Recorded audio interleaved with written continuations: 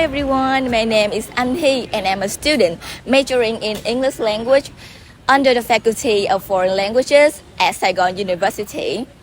This video is made to share with you what I experienced and what I have known in my second field trip with my faculty. It took me 8 days to explore the central Vietnam and the central highlands through the cities of Nha Trang, Quy Nhơn, Đà Nẵng, Hội An, Tuy Hòa, and Đà Lạt. I know that not everyone has a chance to go out and explore the beauty of our country directly. So I hope that my video can help you in your journey. Now let's go! On the first day, we departed from Ho Chi Minh City to Nha Trang City. We stopped by Ca Nam Beach to have lunch. Unexpectedly, this place was astoundingly beautiful, with crystal clear water and the murmur of the waves. After that, we moved to Nha Trang to enjoy the most exciting activities, team building. In this game, our team 1 was competing against team 4 in very high spirits, all trying their best.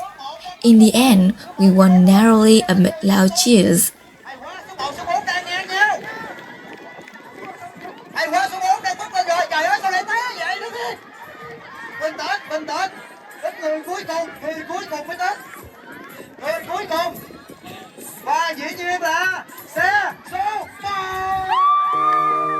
These activities help us learn how to cooperate with each other and place the first priority on the benefits of the team. We realized that winning was not as important as smiling, especially when we were enjoying our journey. On the second day, we had two main attractions on the way to Quy Nhơn.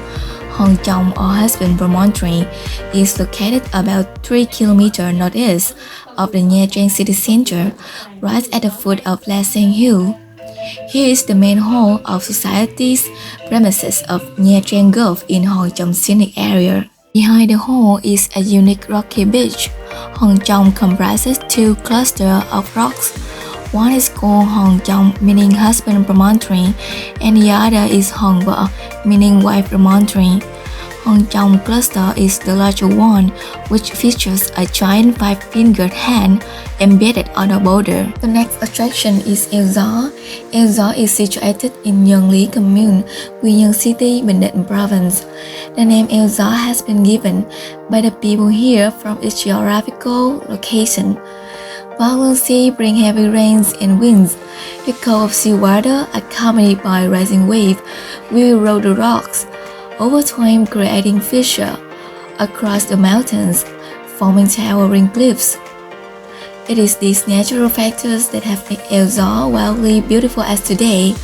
At night, I had an interview with a Bình Định guy. Chào bạn, mời bạn giới thiệu một chút về bản thân của mình nha. Mình xin tự giới thiệu, mình tên là Danh, mình là người nguồn gốc Bình Định. Vậy bạn có thể giới thiệu cho mình một số danh lam thắng cảnh nổi tiếng đối với khách du lịch khi mà đến tham quan tỉnh Bình Định được không?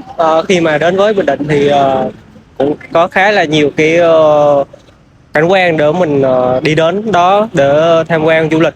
Ví dụ như là Tháp Đôi, Kỳ Coi, Eo Gió, biển Trung Lương, hoặc là Hòn Khô, biển Quy Nhơn. Thì đó là một số nơi mà mình có thể gọi là đáng để đến nhất.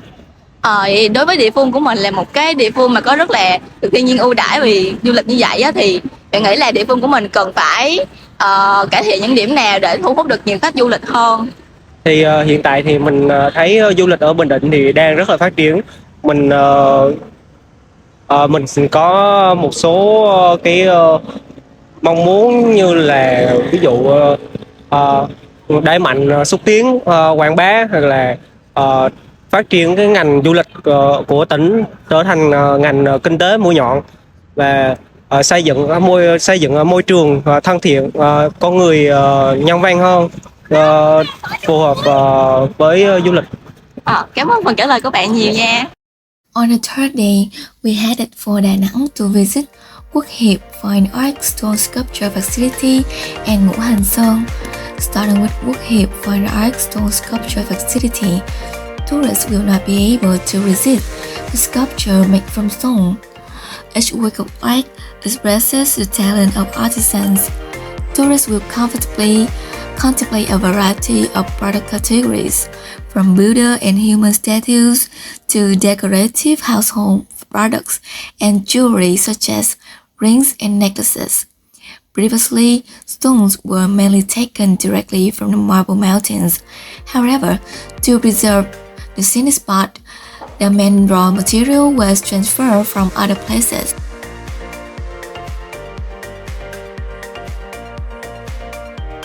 Marble Mountains, called Ngũ Hành Sơn in Vietnamese, is a group of 5 limestone peaks situated 7 km from Da Nang.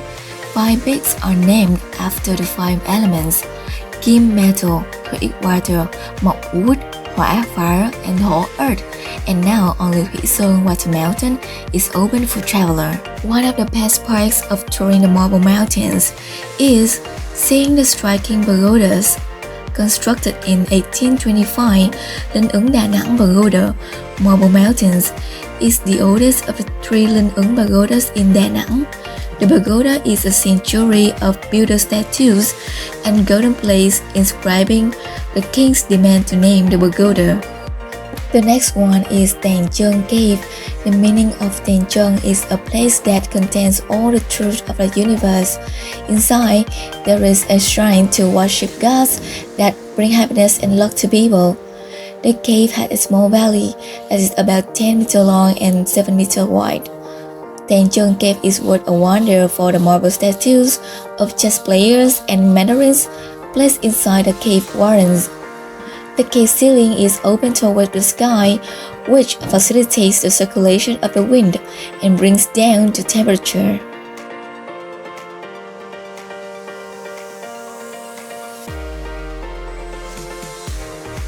This is a sky gate which was initially smaller but widened by booms in the wall. Another outstanding cave is Huyền Không Cave. Huyền Không is the largest of the caves. The collapsed ceiling allows light to pierce the dark cavern, creating dramatic spotlights inside. Huyền Không was once used as a secret base and later a field hospital for Vietnamese revolutionaries. You can hear the sound made in the cave. The final one is the river watching tower, called Vọng Giang Đài in Vietnamese. Standing here, people will have a panoramic view over rivers under the Marble Mountains. When you discover the tower, you might feel like you have found a magical hidden spot in the middle of the mountain. On the 4th day, we didn't go far from Da Nang. In the morning, we had a hotel tour around Royal Lotus Hotel Da Nang and went to Hội An in the evening. Royal Lotus Hotel Da Nang is a 4-star hotel located in Da Nang, Vietnam, offering a range of top-notch facilities to ensure a comfortable and enjoyable stay for guests. When coming to Royal Lotus Hotel Da Nang, we had the opportunity to know more about the history of hotel development. We were also guided to visit all areas of operation in the hotel, such as bedrooms, swimming pool, gym area, and restaurants. Royal Lotus Hotel Da Nang is proud of being a leading conference hotel with meeting rooms which can be divided into sections. This place is Lotus Wine Dine Restaurant with a capacity up to 300 seats, serving exquisite daily buffet breakfast. The restaurant offers a wide variety of international and local cuisine. Finally, there was a meeting between our faculty and the hotel's representatives. Through the sharing of the hotel's representatives, we learn more about the business models of the industry as well as the career opportunity we may have in the future. In addition, we had a chance to ask some related questions. Later in the evening, we stopped by a local specialty shop on the way to Hội An. There were many specialties, so my friend and I bought some for our families. Next is our dream Hội An ancient town. The first place we visited in Hội An is Đức An Old House. Đức An House is not only a unique architecture, but also a historical mark in Hội An. is a testament to the ups and downs of the country. Đức An House is located at 129 Trần Phú Street and was built 190 years ago. It has a tubular structure with a shopping street in the front and the river behind, so that in the past they could take goods from posts and sell them in the crowded street. One of the most famous drinks you have to try when visiting Hội An is nước mót, which is a traditional herbal drink. Then you might also notice a monument of the architect Kazimierz Kwiatkowski. He is well known for his efforts to preserve the World Heritage Site Hội An and Mỹ Sơn. The Assembly Hall of the Cantonese Chinese congregation, Hội Quán Quảng Đông, is definitely a prominent spot to discover. Apart from being dedicated to spiritual beliefs, this assembly hall enabled the Cantonese community to organize meetings, to support each other in business activities and daily stuff. At night, with glittering lanterns and fabulous birds, Hoài River becomes the lifeblood of Hội An. Can you introduce about your name and where you're from? Okay, I'm Katie and I'm American, but I live in London. Okay. So I have a question for you that what makes you feel most impressed when you come to Hội An and Vietnam? What makes me most impressed in Hoi An and Vietnam is just the natural beauty. Like it's lovely, jungle and mountains and Ancient towns. yeah, it's really nice. And the people have been very friendly. And the food is really good. What foods have you tried? Well, we're vegetarian, so we've eaten a lot of spring rolls, vegetarian spring rolls. But we've found a lot of vegetarian and vegan restaurants that are very, very good. So, is there anything that needs to be improved to enhance your experiences in Vietnam while you're traveling in Vietnam? We've been really impressed with Vietnam in general. It's so not a lot to be improved. In Hoi An, there's a lot of people that are hassling you, trying to sell you things. Yes. So that's a little annoying. So if that didn't happen, then that would be better. And just more vegetarian options generally would be an improvement. What about the services or the transportation? We've had like guides and stuff, so we've had good services and transportation. So okay, I feel like good that you have a good experiences in our country. Yes. And very thank you for your cooperation. Yeah. Have a nice day. Pleasure. Thank you. You too. And this interview ended my day wonderfully. On the fifth day, we left for Tuy Hòa City from Da Nang after stopping by Sao Huỳnh Resort to have lunch. Food in the Golden Sand restaurant was extremely delicious, so I had a full stomach before traveling the next long distance. We had a game to boost our confidence as well as to raise our spirits.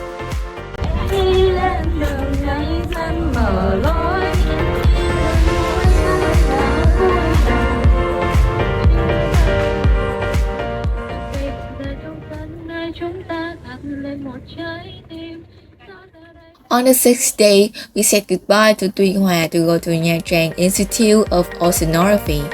It's located in a wide area near Gold Airport. The reason why the institute was built in the coastal city of Nha Trang is because the city is close to international waters and has the deepest coastline in Vietnam. Institute of Oceanography in Nha Trang is one of the first scientific research institutes in Vietnam, and its collection of more than 20,000 specimens and living creatures is the biggest in Southeast Asia. Not only for scientific research, Institute of Oceanography is a tourist destination in Nha Trang. For many years, the institute has been voted as one of 10 most interesting cultural historical tourist destinations. There is also a tunnel aquarium which we can go through and see fish moving over our heads. The Nha Trang Institute of Oceanography's museum is renowned for owning and exhibiting many giant specimen sets. You will have the opportunity to marvel at the master skeleton of whales, giant clams, shellfish, and ancient fossil specimens with unique hundreds of years old characteristics. They also exhibit models of turtles to introduce sea turtle life cycle as well as to call for marine turtles conservation. Going to the first floor, I was astounded by several samples of Vietnamese sea squids, transparent marine specimens, marine mammal, and the shark biodiversity. On the second floor, there is a collection of Vietnam marine specimens. They have been preserved with the aim of protecting the biodiversity. Leaving Nha Trang, we ran along Khánh Lê Pass to come to Đà Lạt City. Finally, we got to Đà Lạt. That night, we couldn't wait to explore Đà Lạt night market. Street food there was so mouth-watering that we had to hold a party right at Xuân Hương Lake. On the seventh day, we took a city tour around Đà Lạt, starting with King Palace 1. Bảo Đại King Palace 1 is one of the most important landmarks in Đà Lạt. The palace has beautiful French architecture and a rich history, attracting many visitors. This was once the living place of King Bảo Đại, the last king of the Nguyễn dynasty, the last monarchy of Vietnam. On the ground floor, there are a main hall for reception and 2 living rooms on either side of the building. Objects containing great historical and artistic values are displayed in every corner of the mansion. On the first floor, you will see the cabinet room where meetings took place during Bảo Đại and Ngô Đình Diệm administration. You can also find 3 bedrooms of Quỳnh Anh, King Bảo Đại, and King Bảo Đại mother, Mrs. Từ Cung. The outside of the palace is surrounded by immense green pine forest, which was very refreshing. The second attraction today was Đà Lạt Railway Station. Đà Lạt Railway Station was built in 1932 and completed in 1938, featuring 3 highest peaks of Lang Biang Mountain. In 1972, this legendary railway was shut down due to the war. The station has been recognized as a national cultural site and is very much a symbol of French Indochina. Today, the only train trip you can take is the 7-kilometer tour from Đà Lạt Railway Station to Trại Mác Station. In the evening, we visited Domaine de Mary Church or My An Church, covered in impressive pink paint. Domaine de Mary Church is a must-visit attraction. One characteristic of this church is the roof system, which is like that of a communal house of Central Highlands ethnic group. Domaine de Mary is not only a place for religious activities, but also a popular tourist destination. Its campus has a lot of trees and colorful flowers, creating landscape and fresh air for residents and visitors. The next place is Lang Biang Mountain. Lang Biang Mountain is situated on Lang Biang Plateau, Lạc Dương District, Lâm Đồng Province. It's only around 12 kilometers from Đà Lạt City. Emerging grandly in the central area of Đà Lạt, Lang Biang Mountain serves as a distinctive natural symbol and significant cultural spot.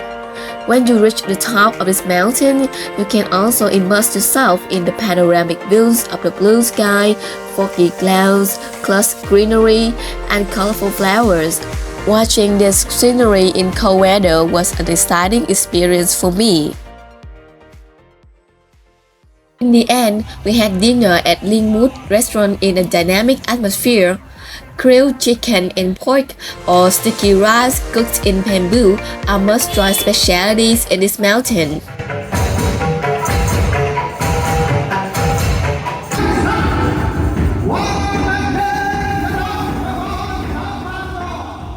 After that was the exchange of gong culture in the Central Highlands. In Central Highlands, gongs are often performed in the form of an orchestra. We were shown traditional songs and dances by ethnic people and had a chance to join in their performances. On the last day, we left for Ho Chi Minh City after stopping by Trúc Lâm Giang Monastery. Trúc Lâm Giang Monastery, Đà Lạt stands as one of Vietnam's widely recognized and respected monasteries. drawing in numerous visitors annually who come to learn about Zen Buddhism and enjoy the peaceful surroundings. The monastery is located on Trúc Lâm Yên Tử Street on the top of Phượng Hoàng Mountain. The most impressive of Trúc Lâm Zen Monastery is the flower garden in front of the main hall. These beautiful flowers are well cared for and attract many visitors to take photos. Trúc Lâm Đà Lạt is divided into two main areas, the external and internal area. The internal area consists of two separate areas, which are the practice zone of monks and nuns at the monastery. External area includes the main hall, Tĩnh Tâm Lake, the bell tower, and the drum stand. The birds chirping, the trees rustling, and the winds whispering all make me feel like I had a real escape from my busy urban life. I wish I could stay longer, but I had to say goodbye to Đà Lạt. Everything comes to an end, and so does our unforgettable field trip. I will really miss these invaluable moments, especially the time with Miss Tuyên and our class.